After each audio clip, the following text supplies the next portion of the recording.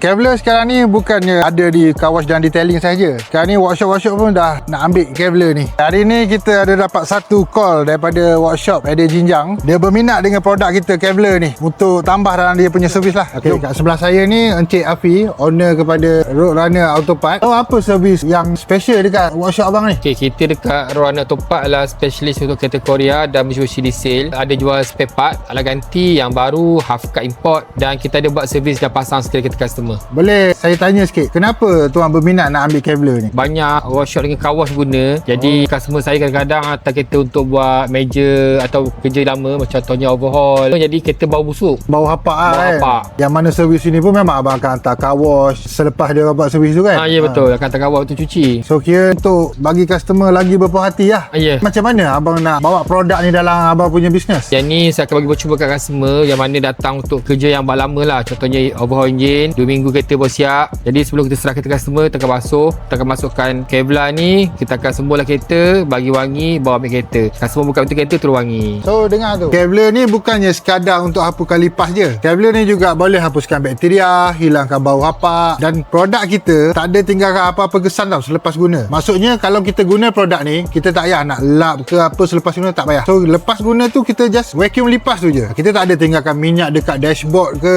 dekat bumbung ke, tak ada. Kalau pakai ni memang puas hati lah. Senang guna dan senang jual. Yang mana workshop-workshop dekat luar sana tu nak dapatkan produk Kevlar ni, cepat-cepat DM kita. Kita bukan sekadar bagi produk saja. Kita akan bagi t-shirt dengan banting sekali untuk penerangan lah kepada customer.